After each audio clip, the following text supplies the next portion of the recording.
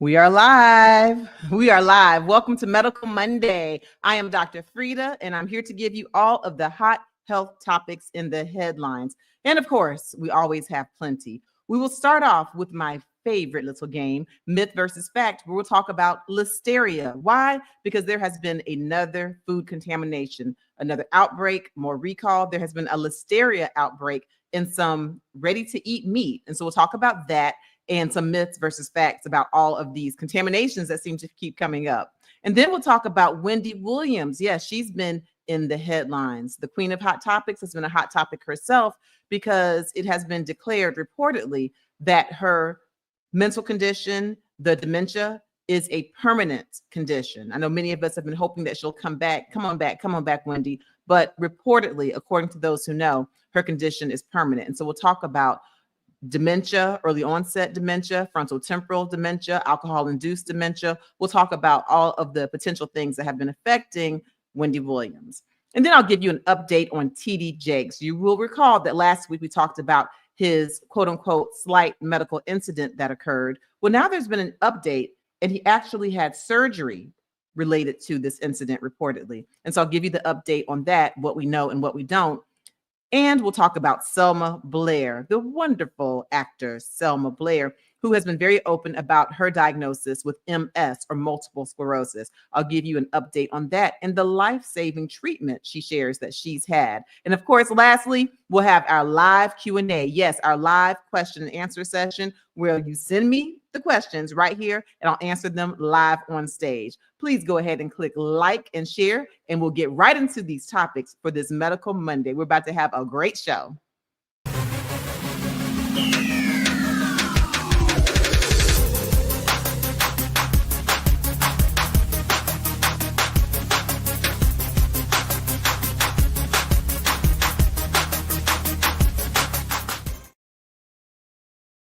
All right, we are live. I'm Dr. Frita. Welcome to Medical Monday for all the hot health topics in the headlines. Let's just go ahead and jump into it, but I never jump alone. Shador, come on to the stage, please. Hey. Hello, Shador. Y'all know Shador is my practice manager and my co-host. How are you doing, Shador? Doing pretty good. How are you today? Doing well. How was your Thanksgiving? Thanksgiving went pretty good. Good. No complaints here. How about yours?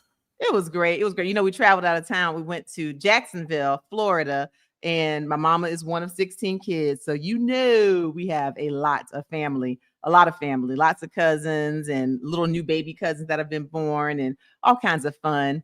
And, you know, everybody just, you know, picks on each other. We laugh and we had a really good time. In fact, oh gosh, we tried to play that suspect game. Have you seen that suspect game where they have somebody run? They say, so we did that a little bit.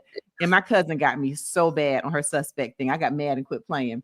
But everybody in the chat, if you go check out my Instagram at dr.frita, I posted the video of my Thanksgiving and the little suspect challenge and the trifling thing that my cousin said about me and my macaroni and cheese. How dare she? So go ahead and check that out. I also have a video on ways that you could have had a happy, healthy Thanksgiving. Okay, that's already over. Don't worry about that. Even more importantly, I have a video on what you can do to get back on the wagon afterwards, including exercises such as the 10 best exercises to lower blood pressure from all of that salt y'all probably ate over the Thanksgiving holiday. But yeah, we had a good time. All right. Let me tell you who's not having a good time, Shador.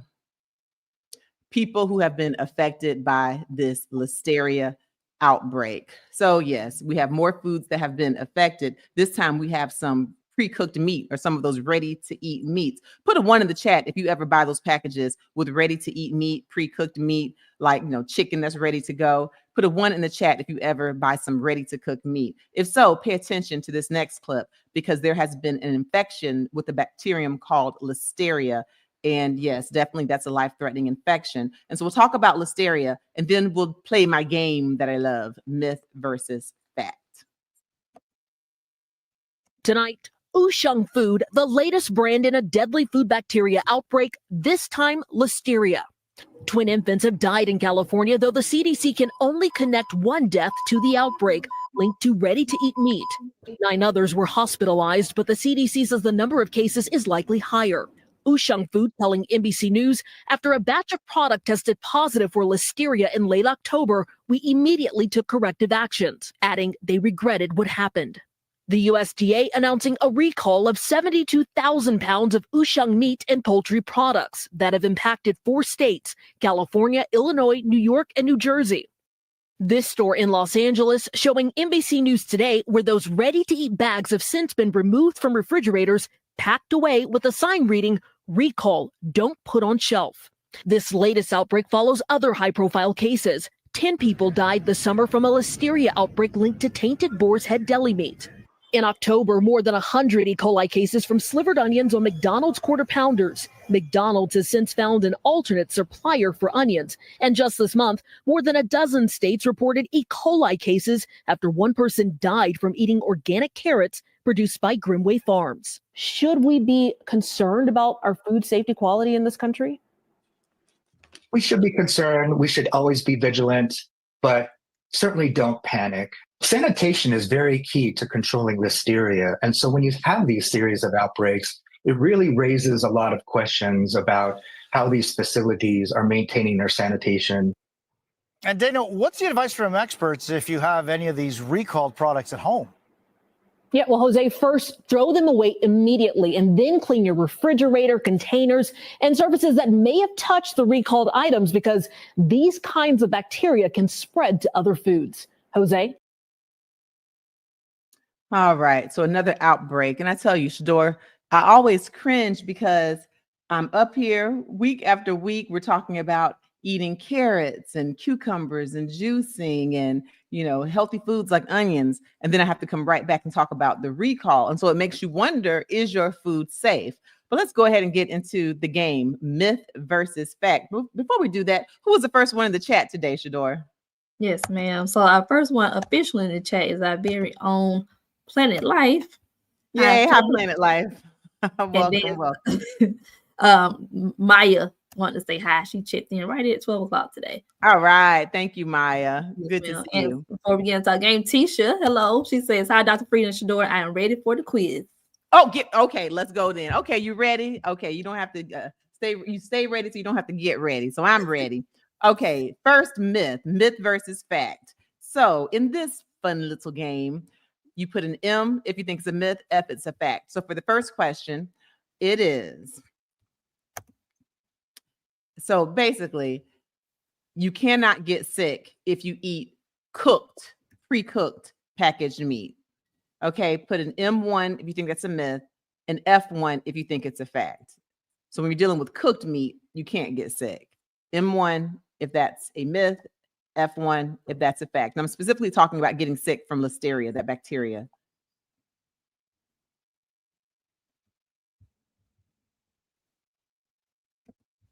All right.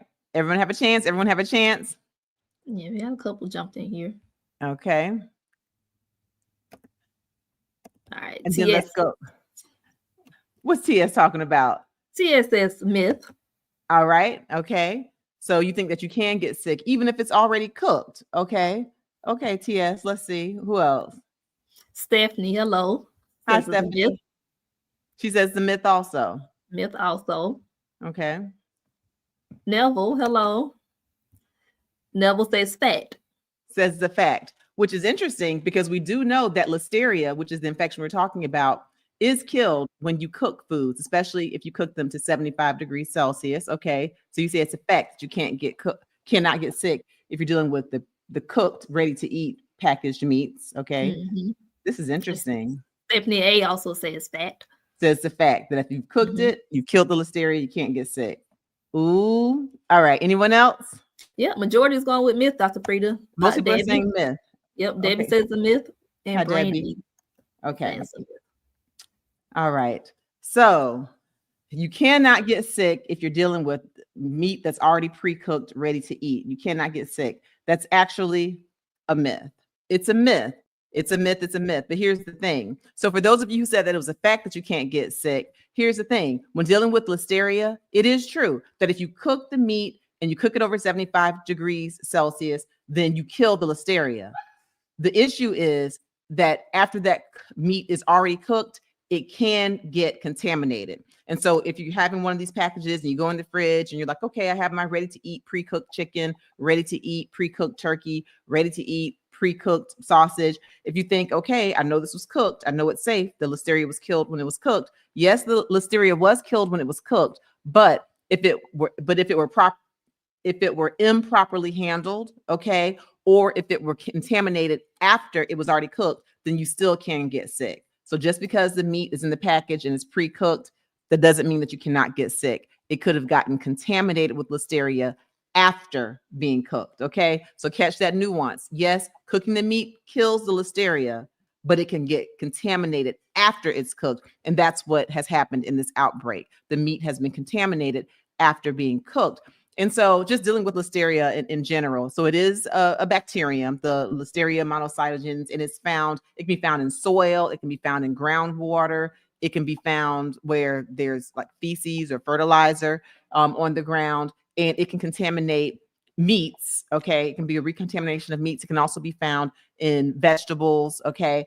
And the tricky thing about Listeria, and this kind of came up last week, because when we were talking last week about parasites and sushi, we did a myth versus fact, and I shared that if you freeze the parasite that was believed to be found in sushi, that nematode, that roundworm, then freezing it to certain temperatures can kill the parasites. But Listeria is a real trip because it can even survive and reproduce. The bacteria can reproduce when it's refrigerated, and in some cases, even in the freezer, the Listeria can survive. So that's a real trip. But it is unalived. It is unalived when it is cooked. However, that meat can be recontaminated after being cooked. And you can get all kinds of symptoms. And, you know, you can get diarrhea, you can get even some confusion or some mental issues. But let's go on and talk about myth versus fact number 2. All righty. All right. I want you to put an M2 if you think that this is a myth, and F2 if you think this is a fact. So basically, only the elderly are going to be affected negatively with Listeria. If you're young, if you're a healthy adult, then you should be okay. So myth versus fact, only the elderly are at risk for being affected with Listeria. If you're a pretty healthy person, then you're okay. M2 if it's a myth, F2 if it's a fact. Come play my little game. And while you're playing the game, please go ahead and give us a like and a share. It lets YouTube know that we're here and we're giving evidence-based information.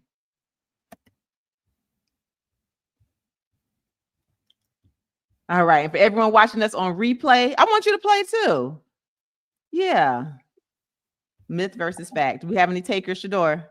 All right, Dr. Frita, majority rules. We're going with myth. Miss Joyce. Hi, Miss Joyce. Who else jumped in here? Paulette. Hi, Paulette. Linda. Linda. And Lena. All right, Lena. So they all say myth, that it's not just the elderly who's affected. Anyone say fact? We have a fact from Jetty. Jetty says Hi, it's a Jetty. fact that hi, Jetty. She says that only the elderly are affected. Let's see. Yeah. All right. Any other facts? That's all the facts we have. Okay. So myth versus fact. Only the elderly people are affected. If you're young and healthy, you're okay. Myth versus fact is actually a myth.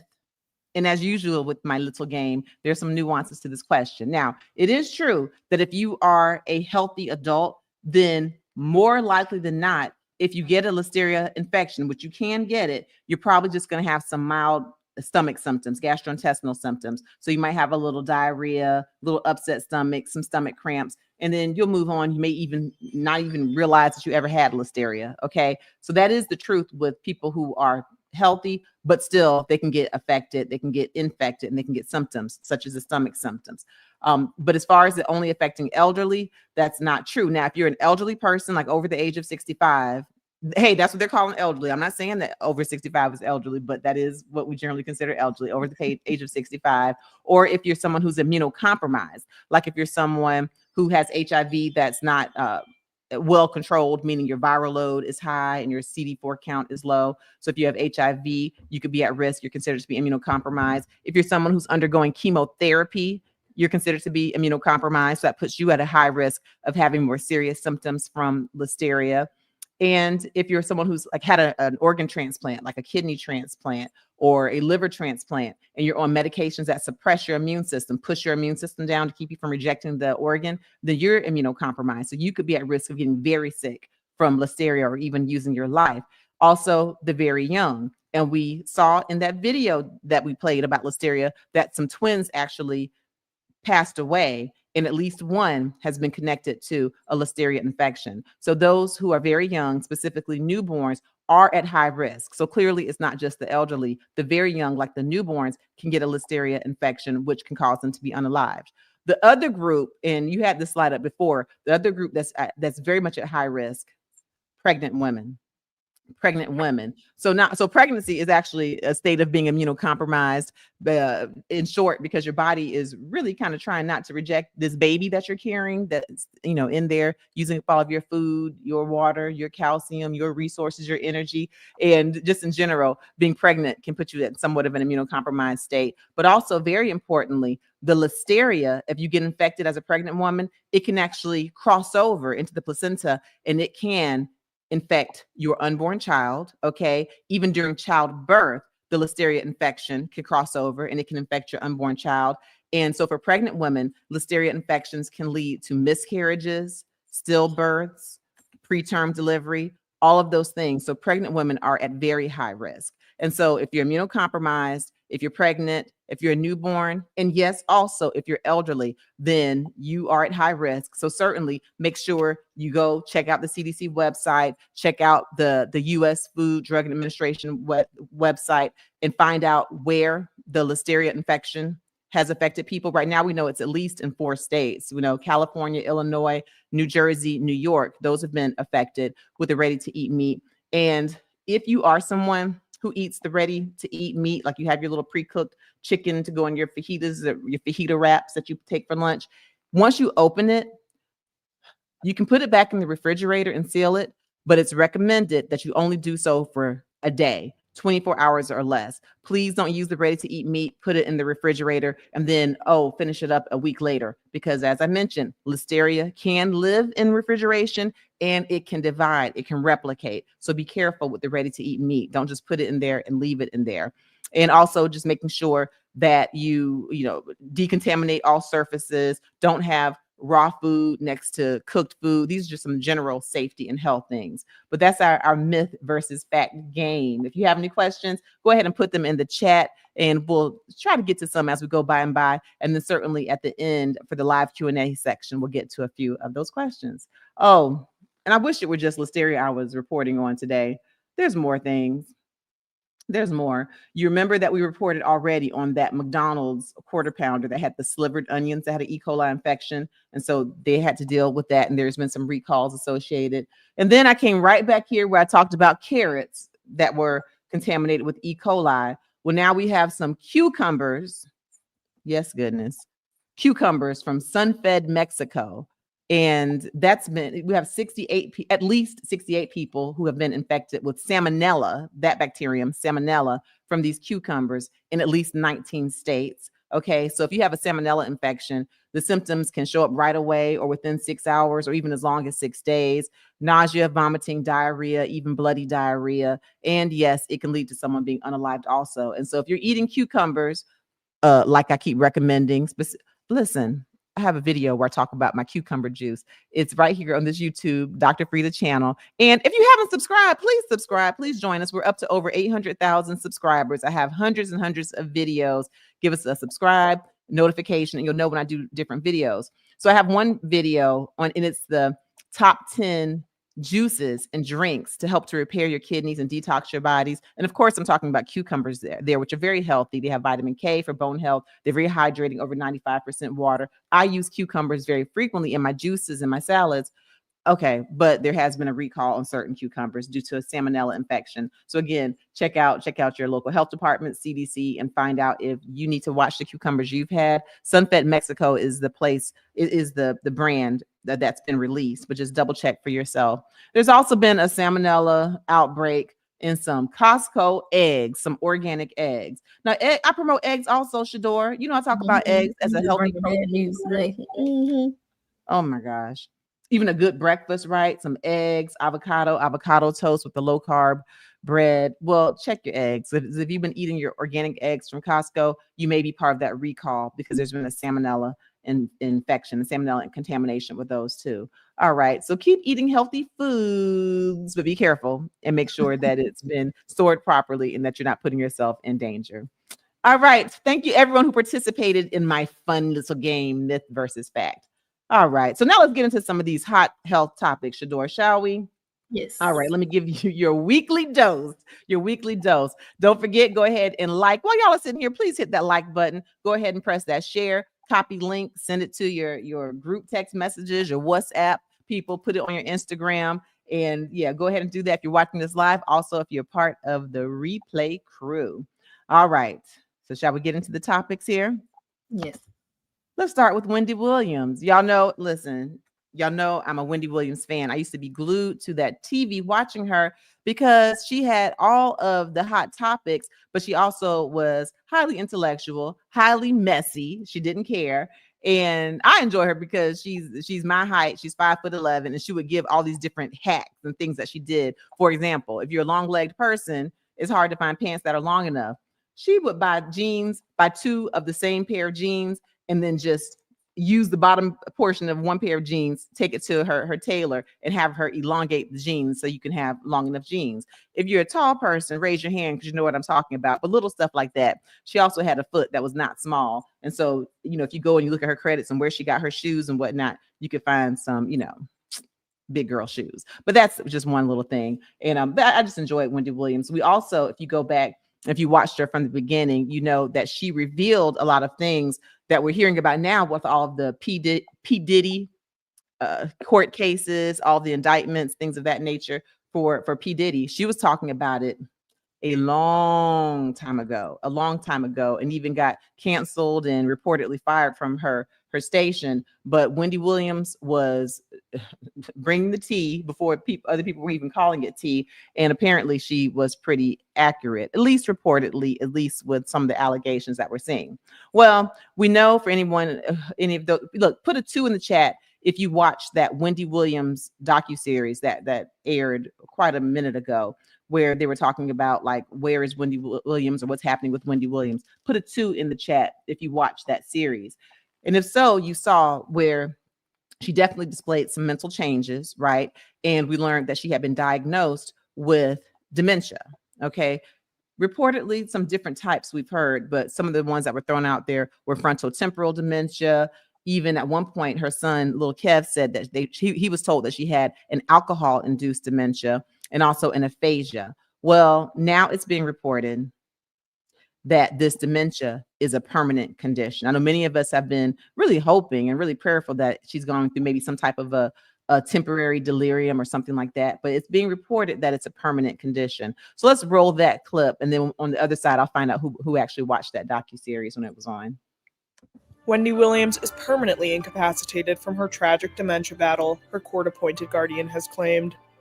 The U.S. Sun can exclusively reveal the stunning court admission by attorneys for Wendy's guardian, Sabrina Marissi, which was entered into the record as she battled with network Lifetime over the documentary Where is Wendy Williams?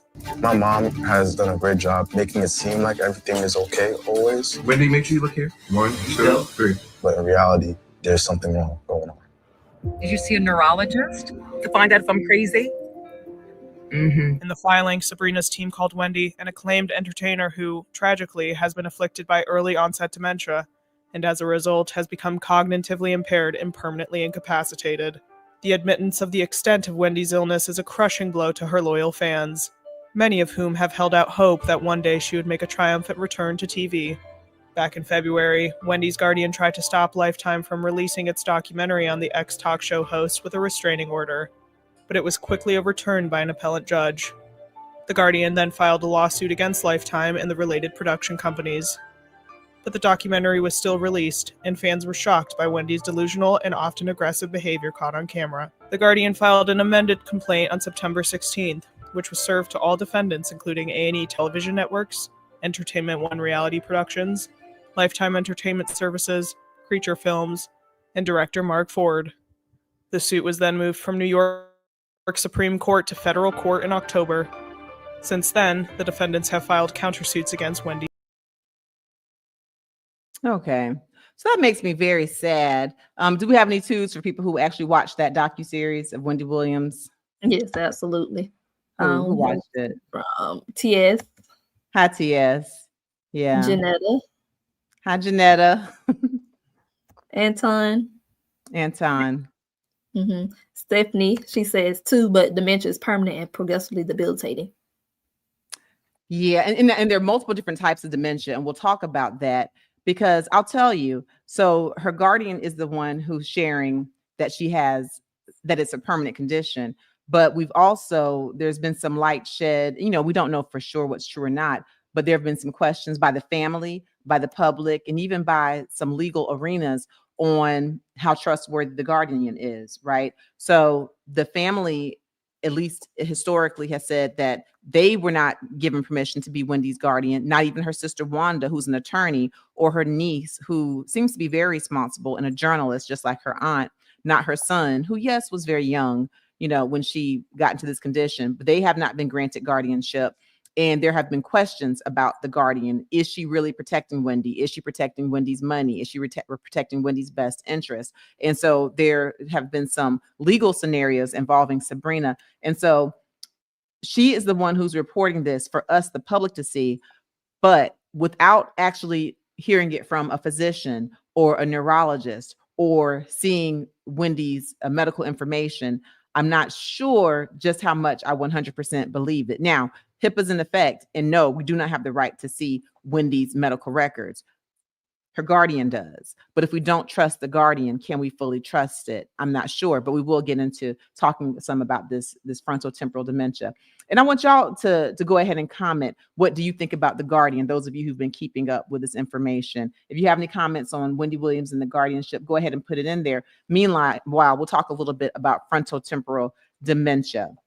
So the frontal temporal dementia is unlike the typical or the most common dementia, which is Alzheimer's. We know that tends to occur in patients who are definitely older than 65, usually older than 75. The frontal temporal dementia tends to occur in younger people, okay, between the ages of 40 and 65. Okay, in the comments, please put what very famous actor also has been diagnosed with frontal temporal dementia. What very famous actor has been diagnosed with frontal temporal dementia? So yeah, and also at a young age, in his 60s, he was diagnosed. So for the frontal temporal dementia, it affects the frontal lobe of the brain, okay, and the temporal lobes of the brain. And so your frontal lobe is largely responsible for your impulse control, for your personality. And so if you have frontal temporal dementia and that's affected, then you might have an impulse control issue. And you'll notice, for those of you who actually watched the documentary, Wendy would say something, sometimes a bit insulting. She might insult someone's size, say, you need to go to the gym, you need to lose weight. She would say certain things. Some may argue that's her baseline personality, but it did seem like she had some impulse control in her snappiness and definitely some personality change. It also affects the temporal lobes, which can affect your cognition, your ability to understand language, your ability to speak. And we know that Wendy Williams is a wordsmith, but we saw in this documentary that she would have difficult with word finding, even the simplest of words. Okay. And so that certainly could have been from frontal temporal dementia, and also aphasia, an inability to speak well. She has a primary progressive aphasia, according to the reports that we've seen. But again, her son mentioned that he was once told that she had alcohol-induced dementia. So Shador, let's play this clip. I have a little quick short that I'll play for you, but then I'll tell you where you can get more information on Wendy Williams. Has been diagnosed with dementia and aphasia. I'm Dr. Frita, and here are 5 things to know about frontal temporal dementia and primary progressive aphasia. Number 1, frontal temporal dementia is most commonly diagnosed between 40 and 65 years of age, and it is the same dementia that Bruce Willis has. Number 2, it affects the frontal and temporal lobes and causes changes in personality, behavior, and language. Number 3, symptoms may include socially inappropriate behavior, loss of judgment, loss of empathy, changes in eating habits, apathy, or lack of interest. Number 4, primary progressive aphasia is a subtype of frontal temporal dementia. It is a language disorder that causes the progressive loss of the ability to read, write, to speak, to understand language. Number 5, there is no cure for these diagnoses at this time. Okay, so that's a short, and you can find it right here on the Dr. Frita YouTube channel. And beyond that, I have a series here on Wendy Williams. And so if you just type in on the YouTube search, Dr. Frita, Wendy Williams, you'll be able to go into all the different, it's a part 6 series where I talk about frontal temporal dementia, alcohol-induced dementia. I talk about addiction. I talk about lymphedema. For those of you who watch it, you'll see that she had the swollen feet and swollen legs. And so I talk about all those things in detail. Or if you actually just go to my channel, well, you're on my channel, and you look up Dr. Frita and you go into playlist, you'll be able to find Wendy Williams, where I go into detail. Did anyone already know that other person who had also with frontal temporal dementia? I did mention it in the short just then. Yes, absolutely. So it's anonymous. Sherry was the first to chime in with Bruce Willis. Yeah. Yeah.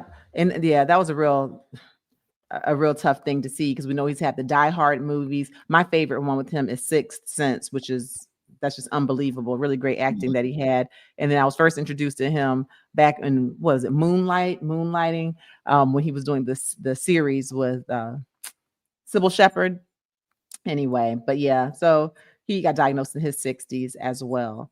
And so, I'm still a Wendy Williams fan, still pulling for her. We have not found, there's this vacant slot available, and different people who've come in with their talk shows. There's no Wendy Williams. And so still pulling for her, still praying for her. But that's the update on Wendy Williams. If you have any more questions, then we'll get to those as we can in the live Q&A. Make sure you go ahead and give us a like here. And also, please join our membership. We have a membership community now here on the Dr. Frita YouTube channel. And for those of you who are new to the channel, I am Dr. Frita. I am an MD who has been board certified in nephrology, meaning I'm a kidney doctor and a high blood pressure doctor. I've also been board certified in internal medicine, in pediatrics, and in obesity medicine. And so we like to talk about a lot of evidence-based medicine here on this channel.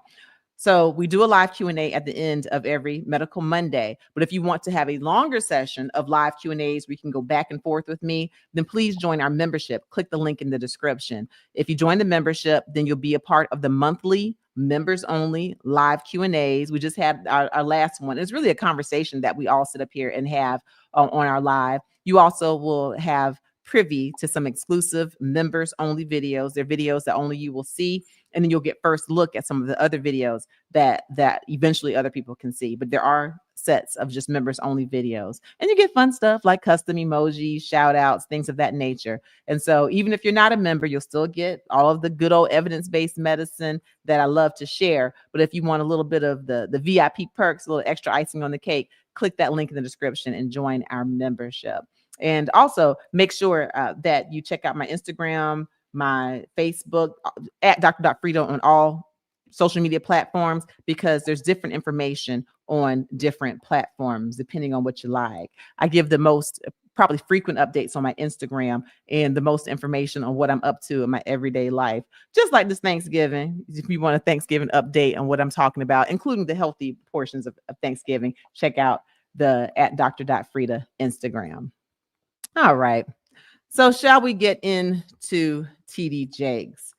I think we shall. Has anyone else have any comments though on Wendy Williams that popped up, Shador, or on Guardian? Yeah, TS. Hi, TS. Yes, I believe a guardianship can be legally challenged and possibly changed. Yes, it can be. It takes a lot, because you remember with even with Britney Spears, right? And it was her father who was like her legal executor and all of those things. And for me, we had seen Britney Spears at different times, and we've talked about it on these lives. So after you finish this live, you can go back and you can even put Dr. Frita Britney Spears in the search bar live. You'll be able to go back and see where we talked about it. It does appear that she's had some mental challenges, and we've actually been told reportedly that she has mental diagnoses where there were times where she was being impulsive and probably did need to be protected from her poor decisions financially. And it was her father who was doing so. But then I guess it's just a slippery slope where when you're given power, there's potentially the abuse of power. At any rate, the judge saw it fit to take away that conservatorship. So as TS, as you're saying, these things can be changed. However, if indeed Wendy Williams' condition is permanent, which we don't know, but that's what the Guardian says. If it's permanent, then it sounds like she'll need some type of guardianship. But who will the guardian be? Can it be her sister Wanda, who's an attorney and seems responsible? Her niece? I guess we'll just kind of keep watching and find out. All right. All right. So let's take a look and see what's going on with TD Jakes. On our live last week, we talked about how TD Jakes, who's the founder of the Potter's House, and he's the bishop, he's an author and very, very popular. He has been, as far as being a man of the word and being just really an effective communicator, writer, speaker, preacher, the bishop, TD Jakes. We know that recently he's been in the headlines for reasons that are not so positive, including a connection to P. Diddy. And, you know, it has not been proven at this point, but allegedly, reportedly, he has been at some of those infamous parties. I don't know to what degree, but these are things that have been reported. And he's actually been accused of being sexually inappropriate with someone named Youngblood, actually, who's been going on different social media platforms, including Larry Reid's platform, sharing that TD Jakes has been sexually inappropriate with him. That, of course, again, we don't know what's true and what's not, but we do know that TD Jakes has actually filed a suit and has said categorically that this is untrue, that he has not been inappropriate with Minister Youngblood. So he has come out and he's fighting back against that. At any rate, he's had certainly reasons to have anxiety and stress. And we know that while he was giving his sermon a couple of Sundays ago, after an hour of preaching, it appeared that he lost consciousness. He lowered the mic and he was surrounded, and his team shared that he had a quote unquote slight medical incident and he was rushed to the hospital. Well, let's get an update on that. Let's roll this clip. Good morning. Bishop T.D. Jakes was wrapping up his morning sermon when all of a sudden he started convulsing. Thankfully, Bishop Jakes is okay, but we do want to warn you this video may be difficult to watch. This morning, renowned megachurch founder and televangelist Bishop T.D. Jakes is recovering and in stable condition after experiencing a medical emergency during a Sunday sermon at the Potter's House in Dallas. Let him go in peace. During the service, which was live streamed, the bishop is seen lowering his microphone, his hands falling to his sides before he begins shaking in his seat. Members quickly rushed to his aid before the live stream abruptly cut out. In a statement, the Potter's House says Bishop Jakes experienced a slight health incident and received immediate medical attention following his powerful hour-long message. Bishop. All right. So, yes, we know that happened. And if you check out my Instagram channel at dr.frita, I do a short form content where I talk about the differential diagnosis, or things that can cause someone to lose consciousness or even appear like they're having some type of a convulsion-like activity. And so, again, I do not know what specifically happened to Bishop T.D. Jakes. That has not been shared publicly at this point. But I talk about just in general, if someone loses consciousness, as it appeared that he did, some of the possibilities. So make sure after this live, you go check out that video on my Instagram. So now they say that he's had a surgical procedure. And this last Sunday, Bishop T.D. Jakes was not at his church physically, but he did give a video message, and he has been shown leaving the hospital where he's, speaking pretty well and seems to have all of his faculties. And they say his team says that he was rushed to the ICU and that he had a surgical procedure. But as of now, they have not shared what that surgical procedure was. Now, I will say this as a physician. I'm not his physician. I don't know what's going on with him. It does feel like they're minimizing something that is potentially very serious. And I do understand, he's got this big foundation, multi-million dollars are behind him. And no one ever wants a leader to seem sick or to be interpreted as being weak. Although, of course, sickness and weakness are not the same thing in my estimation. And so they want to project strength, right? And so they have him up there and they're saying slight medical incident to keep people from worrying, or so it seems. But I'm gonna tell you this, the fact that we witnessed what we witnessed, he was rushed to the hospital, taken to the ICU, the intensive care unit. His team has confirmed that, and that he now has had some type of a surgical procedure reportedly associated with that event. Then it sounds like it's more serious than what they're sharing. Yes, even though he's a public figure, he does have the right to privacy. Absolutely. But right here on Medical Monday, you know what we do? We take the hot health topics in the headlines, and I share with you different learning points, and so that we can use what's in the headlines for good. We can use it to live our healthiest, happiest lives. And so let's show that clip of what TMZ has reported as far as Bishop T.D. Jakes' update. If you could read that clip, Shador. Yes, Bishop T.D. Jakes needed emergency surgery after medical incident. You're looking at a miracle. Okay, so this is what we're seeing reportedly, that an emergency surgery related to that incident. That lets us know for some of the things that we talked about last week, like maybe he had just a little dehydration. Dehydration does not require emergency surgery, right? And so some of the things that I talked about, even anxiety and stress, which I have no doubt that he's, going through anxiety and stress with everything that's been going on with him legally in the headlines, but anxiety and stress don't require emergency surgery. So let's just go through some of the possibilities. Again, I don't know, but just in general, if someone has an incident like he had, the apparent loss of consciousness, or at least an altered mental status, if they have that, and then an emergency surgery that's related, let's just go through what possibilities could be. Okay, so when I saw that, the first thing I thought was, okay, is he simply dehydrated from running around? We don't know, could be, but again, that won't cause him to need to have an emergency surgery, assuming TMZ is correct in its reporting. And TMZ is a real trip, but I don't see them getting sued a lot, and so I do believe they have a certain they're a bit careful before they put things out there like that, but we don't know. We'll find out.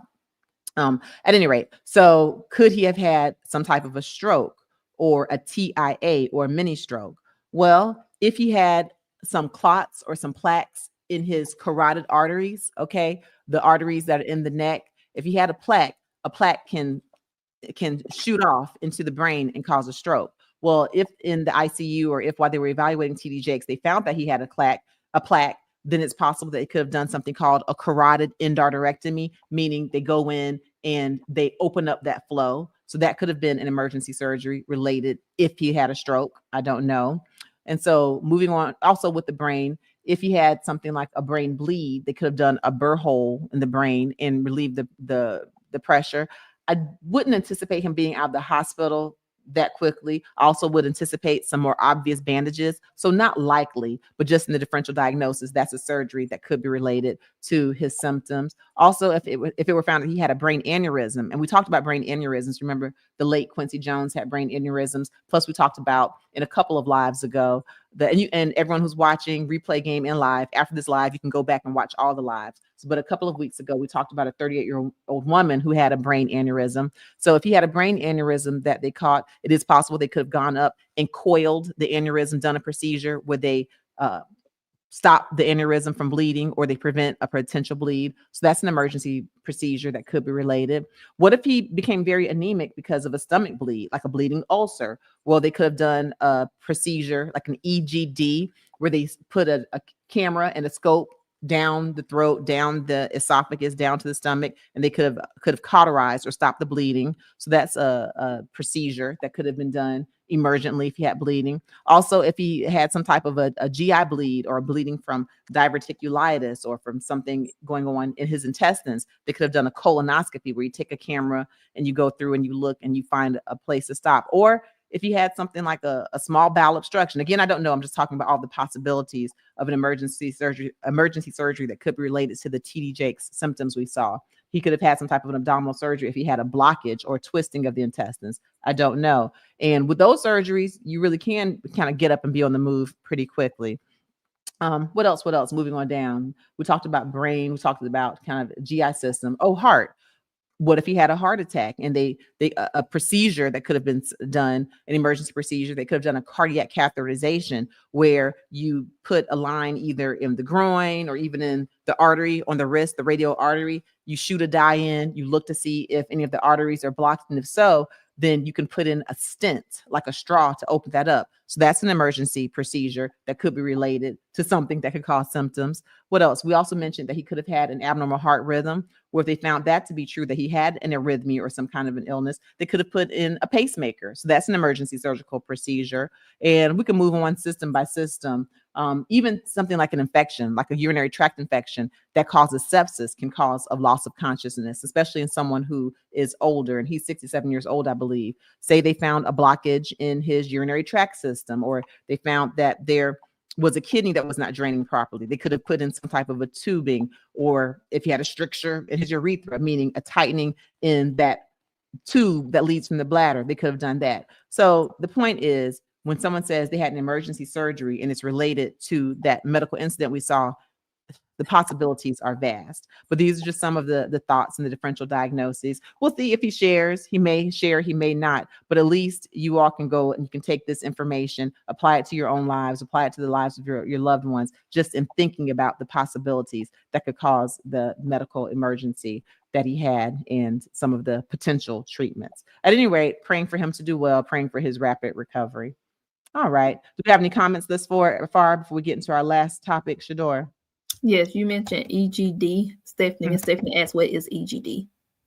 Oh, so that is when a gastroenterologist or a stomach specialist or a person who specializes in everything with the digestion, from the mouth to the esophagus, which is the tube that connects the mouth to the stomach to the intestines, all the way. When those specialists take a camera and they look down, they look at your esophagus and your stomach, that's the G in it, gastro, and your duodenum, the first part, or the duodenum, the first part of your intestines. So esophageal, gastro, duodenoscopy. So it's basically a camera that's looking at the upper part of your digestive system, looking at the E, esophagus, the G, gastro or stomach portion, and then the D, the duodenum, the first part of the intestine. And so if you were to have some type of ulcer in your stomach, they can see that with that camera that looks down. Okay. And if you were to have any type of a gastritis, ulcer, if you were to have esophageal varices, things of that nature. So the EGD is similar to the colonoscopy, but the colonoscopy goes from the bottom end, right? The anus, the rectum, and it looks at the intestines. Instead of that, the EGD goes from the top end through the mouth, pharynx, esophagus, stomach, first part of the intestine. So that's the EGD. All right. Thank you, Dr. Frita. Yep. Any other questions or comments before we move on to our last topic? No, ma'am. Okay. And for those of you who have more questions, or if you want to talk to me one-on-one, so with the members only, that's something that's more intimate. There still are other members in there. Okay. So we're talking as a group and asking questions. We're going back and forth. But if you want something that's one-on-one, I do provide a service, a telehealth concierge service. You can click the link in the description. And that's if you want to talk to me in detail about your own health problems. As I mentioned, I'm an MD. I've been multi-board certified. And so I have a vast range of knowledge. So if we do the one-on-one consultation, and we've been having actually a very great response. Okay. And I've got some concierge visits today after we finish this live, but I can get your history. I can give you a second opinion. I can give you a first opinion just based on your information. And that's one-on-one. And HIPAA is in effect with that. That's confidential if we do the one-on-one telehealth consultation. Okay. All right. So if there are no more comments here, we'll move on to our last topic of the day before our live Q&A. So go ahead and get your questions together. We'll hit the live Q&A before we leave. But Selma Blair. Oh my gosh, what is that movie that I love that she is in? Oh, the person who played Buffy the Vampire Slayer is in that movie as well. Also, oh gosh, why is everybody leaving my brain? Oh gosh. Also, the person who starred in Legally Blonde is in this movie. Oh, Cruel Intentions. Selma Blair, Cruel Intentions is where I had really my first look at her. Put a 4 in the chat if you've seen the movie Cruel Intentions. If you haven't, please see it. But anyway, Selma Blair is a wonderful actor. And she also, if I'm not mistaken, is the voice on an Audible version of a book I listened to on Anne Frank. And she did a really good voice as far as reading that book. At any rate, she has been she opened about her diagnosis of multiple sclerosis, or MS. Okay. And so let's play that clip and then I'll talk to you about MS. Good morning, everybody. We're going to begin with Selma Blair. We have a great story on her. So after walking the red carpet at the Elle Women in Hollywood event recently, she told Variety that thanks to new advances in treatment for multiple sclerosis, she has started feeling much better, saying she is back at work and that she never thought she would get to feel this way again.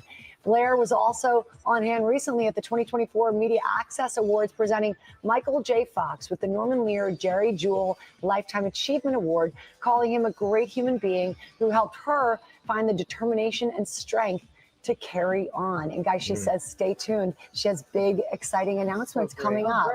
So happy to report that. Very good. Did anyone put in the chat that they'd seen Cruel Intentions? If y'all haven't, I want y'all to put it on your list. Who's seen the movie? Jetty. Hi, Jetty. Jetty. Oh, I know Jetty also knows some of these names that I'm just blanking out on, from Legally Blonde, from Buffy the Vampire Slayer. Oh my gosh. Yeah, so that's it's a really good movie. But she shared that she has a diagnosis of multiple sclerosis. Let's talk about multiple sclerosis. It's one of the autoimmune diseases. And so, we talk about autoimmune diseases here. So the same way an autobiography is a book written about oneself, an autoimmune disease is when the immune system attacks oneself. And so instead of your immune system fighting the bacteria, the viruses, the germs, the way it is supposed to do, it turns and it starts fighting you. So in multiple sclerosis, specifically, the immune system is fighting your nerves, specifically the covering of your nerves or the myelin sheaths. So what this does is once this nerve covering is attacked, then it causes scarring and it causes the nerves not to be able to conduct properly. And you get multiple scars on the different nerve cells, multiple scars, multiple sclerosis. That's why it has the name multiple sclerosis. So there are many symptoms, many neurological symptoms. Vision changes is one of the early symptoms that people tend to get. Also a change in sensation, numbness, weakness, difficulty walking. It affects women more than men, MS or multiple sclerosis.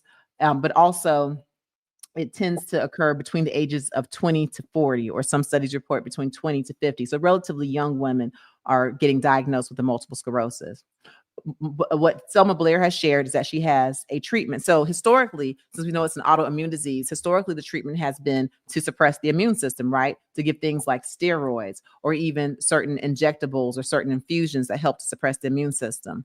Well, Selma Blair shared that she actually had a hematopoietic stem cell transplant, something like a bone marrow transplant, similar, where she has been treated and she says that she's doing much better and she's excited so that she's back at work again. So that's what's going on with the multiple sclerosis with Selma Blair. Definitely wishing her well. And who can tell me the name of someone else who is a friend of Selma Blair, and they actually have a podcast together. This female has a diagnosis with multiple sclerosis as well. And she was a star of, oh gosh, that show with Ted Bundy, Love and Marriage, Love and Marriage. Put in the chat if you know which actor I'm talking about. A female who also has multiple sclerosis, who's friends with Selma Blair, has a podcast with her. Come on, I know y'all know. All right. So as I give them a chance, we can go ahead and get into this live Q&A and just get a couple of questions in before we close out. All right, Carlos chimed in, Dr. Frita. What Carlos say? Christina Applegate. Absolutely, Christina Applegate. Listen, and if you ever get a chance to watch her talk about her multiple sclerosis, she is so not just like the typical, I have it and I'm fighting through and I'm wishing for the best and I'm so positive. Christina Applegate will sit there and cuss multiple sclerosis out. Like, she keeps it so real how frustrating things are. And when her weight has gone up and down in the public eye, sometimes these medicines, especially if you're on a steroid-like medicine, they can make you gain weight. Well, of course, we have such a superficial world, especially if you're in the public eye or in film, or an actor like Christina Applegate. Well, the whole world will constantly be commenting on her weight gain, when honestly, if you're taking steroids, that can increase your appetite, increase your water retention, make you have a round face, or they call it moon faces, give you what used to be called buffalo hump. That's pretty politically incorrect, but that's what it was called, where you get fat that accumulates, or adipose tissue that accumulates like right on the back, like a buffalo hump. You can get, your stomach can be enlarged. These are some of the side effects of prednisone, which has been a historical treatment for multiple sclerosis. You can get a stria or stretch marks on your stomach, easy bruising, all of these things. So she's sitting there fighting for her life, getting treated. And then the whole world is like, ooh, Christina's gaining weight. Oh my goodness. So she's real funny on her podcast. If y'all Google Christina Applegate, Selma Blair podcast, then you can hear Selma Blair. I'm not Christina Applegate because she will cuss multiple sclerosis out. At any rate, yes, it's being cursed out, but also even more effectively, we've got better and better treatments for MS. And so just really, feeling optimistic that we'll keep having treatments. All right. Any couple questions we can get to before we close out, Shador? Yeah, I And have a couple questions. everyone in the chat, for all of you who participate in my game, Myth versus Fact, I appreciate y'all. I appreciate you for jumping out there. Because I know I'm real lighthearted when I talk about it, but it still takes a certain boldness and a certain confidence to put yourself out there to answer questions. But everyone learns, right? Everyone learns, when we talk about the answers. And so I appreciate you all for being here. I appreciate your participation. I appreciate everyone who's watching the replay. Please go ahead and hit that like, that thumbs up, so that more people will get a chance to enjoy our content. And again, right here on the Dr. Frita YouTube channel, we have over 800,000 subscribers. And so now we are marching, trying to get to 1 million subscribers so more and more people can see our content. So I appreciate you. If you haven't hit the like button, please do. If you're not a subscriber, please subscribe and hit the notification bell so you'll be among the first to know when I release new content. What questions do we have, Shador? All right. This question comes from Alicia. Hi, Alicia. Can COVID worsen CKD and lead to dialysis? 100%. That's the short answer. Yes. So especially when 2020 hit and when we had some of the most virulent or the strongest, most deadly versions of the COVID, 2020, 2021, I had patients who had documented good kidney health prior to COVID who actually developed kidney failure. And it's for a few reasons. One, the COVID virus can be directly toxic to the kidney cells. Okay. It can cause a direct death of kidney cells, but also for people who got sepsis or overwhelming infection from COVID, many of them would become severely dehydrated. And if you're severely dehydrated, that can lead to pre-renal azotemia at first, okay, one form of kidney injury or acute kidney injury, and it can go on and progress to something called ATN or acute tubular necrosis, which is literally you have portions of your kidney cells that are being unalived, not functioning, and it can cause dialysis. Now, for many of the patients, the dialysis was temporary, okay? Once we were able to treat the COVID, they were able to come off of the dialysis. For some patients, unfortunately, during that time, some didn't make it. And so they had the COVID, got on dialysis, and some of them, they didn't make it. They were unalived essentially by COVID and left this earth. And then for some of them, the kidneys were permanently damaged. So the answer is absolutely COVID can and has caused kidney failure. Okay. Make sure you check out my video right here on this Dr. Frita YouTube channel where I talk about COVID. So if you go in that YouTube search bar, Dr. Frita COVID, then you'll find out some details about COVID. All right. Next question comes from Neville.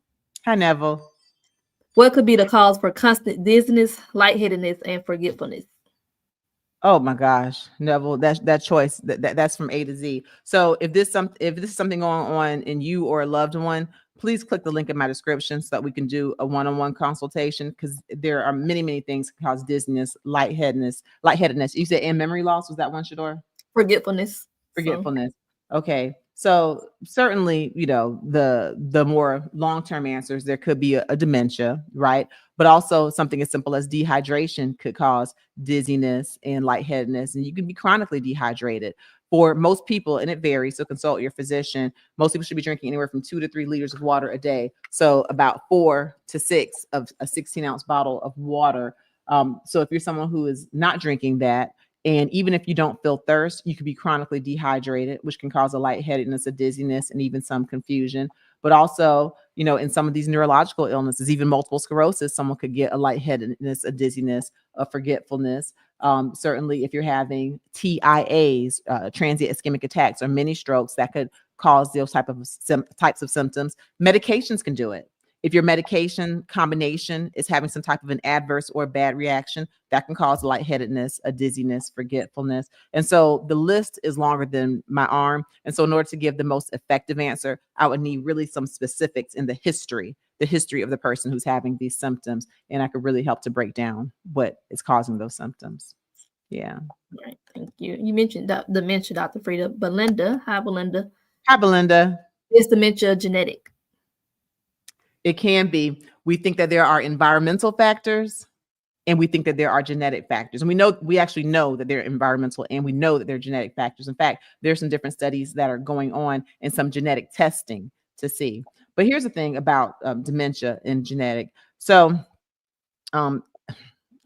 oftentimes when we talk about things being genetic, you think, okay, I inherited it from my parent or I inherited it from my grandparent. But genetics can work in a really more complex fashion than that. Something can be genetic and you don't know anyone in your family who's ever had it, yet your gene pool could have given you a predisposition to having dementia. Okay. And so it's not just because something is genetic, it doesn't mean that you'll be able to pinpoint it in your family. Okay, but the short answer is it's environmental factors and it's genetic factors, dementia. We know there are different types of dementia. Again, the Alzheimer's one is the most common one, but there's also Parkinson's dementia, Lewy body dementia, frontal temporal dementia, alcohol-induced dementia. And when we're talking about dementia, we're talking about something that is slowly, chronically progressive, okay, dementia, which is different from delirium. Some can have a delirium, which is a temporary change in mental status, a temporary altered mental status. One example is if any of you have had a person in a loved one in the hospital before, especially older people, sometimes, especially when the sun goes down, they could get confused and really kind of be forgetful or talking out of their heads, kind of out of their minds in the hospital. But by the time you get them back to their regular setting, they're back to their baseline. So you can get a temporary confusion, temporary forgetfulness, or a delirium. That's different. Dementia is going to be something that's chronic, progressive, and that tends to be permanent. All right, thank you. I'll go one more question, Dr. Frita. Okay, and for dementia, we got a million videos on this channel. Check out my video right here on the Dr. Frita YouTube channel. I do have a video on dementia. What you will find when you go into really checking out this channel here, we have videos on just about anything, and I'm always open to suggestions for if y'all want me to do videos on more. All right, one more question. Does that video, TS had asked, does that video include the differentiations between the different types of dementia? Yes, I go over some of them briefly, like the Parkinson's, like the Lewy body dementia, the Alzheimer's. Yes, so I go over some of them in one video that I have in general. But then if you go in my Wendy Williams series, TS, I have a whole video dedicated just to alcohol-induced dementia. I have another whole video dedicated just to frontal temporal dementia and primary aphasia. Okay, so those are a couple different videos that I have. And so among them all, and I'll have another video that's on Parkinson's. So you may have to go through a few videos, but if you go into my playlist for Wendy Williams is a good place to start. That's that 6-part series. I think in part 2, I talk about alcohol-induced dementia. Part 3, I believe I talk about frontal temporal dementia. But then also, if you just put Dr. Frita dementia, Dr. Frita Parkinson's disease, then you'll be able to see where I go through and I do contrast and I do comparing. So on here, TS, I do my live and I'm talking, I'm saying everything off the top of the head. On the videos, on the videos on the channel, I go into more detail. Yeah. All right, thank you. All right, last question, Dr. Frita, from Paulette. Hi, Paulette. I have a burning sensation in my foot all of a sudden this morning. What could be the cause of it? Okay. So again, and remember what I give you, Paulette, here is information. It does not replace the advice of your physician. And so again, that's going to depend. Many things could cause it. And so I would really need to know your personal history, which I won't ask for it right here. But if you were to click the link in my description and do a telehealth visit, I could really break down just in general, a sudden, burning sensation in the foot. If a person has a history of diabetes, for example, then they can get a peripheral neuropathy that can cause that. Also, certain medications can cause neuropathy. Certain infections can cause neuropathy. I would need to know if there is a history of injury, like vascular injury. Is this sensation being caused because of a poor vascular flow to the foot? And again, going back to the diabetes, is there some type of a Charcot joint? Is there something going on with the anatomy of the foot? And then is there a history of plantar fasciitis? That's usually in both feet where you get an inflammation, usually worse first thing in the morning on the bottom of the feet. But once you kind of walk it out, it tends to get better. So plantar fasciitis could be a cause, again, typically in both feet, but it could be in one. And, is there something going on? Do you need to be examined? Is there a splinter that's been stepped on and you have some type of a neuropathy. And so maybe you didn't catch that splinter when it was first there, but now it's starting to fester and become some type of a deeper infection or causing some type of a necrosis. So there are many things that can cause it. Before a question like that, for me to really give it its true justice and value, I would need to go and do a full history to understand, to narrow down the causes more effectively. Yeah. All right. So Thank you, I do Dr. recommend that you consult with your physician, though, if you're having a symptom that's new and that's worrisome. So yes, please consult with your physician or check me out, and we can do a more detailed conversation about it.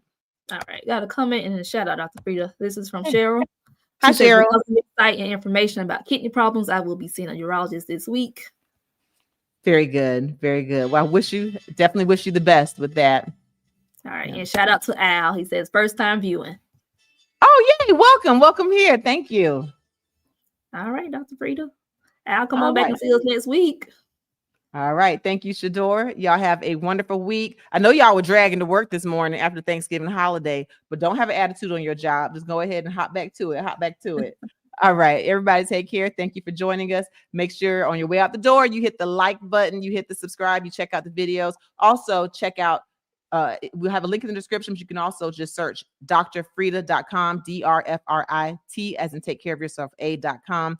That will give you access to all of my information, my favorite things, discount codes to my favorite juicer that I love, my Nama juicer. It'll give you access to the blood pressure cuff that I like to use at home, something that doesn't break the bank, but gives you pretty accurate blood pressure readings. So check out all those things on drfrita.com. Follow me on all social media platforms. Take care of yourselves, and we will see you on the next Medical Monday, noon Eastern Standard Time. Y'all be well.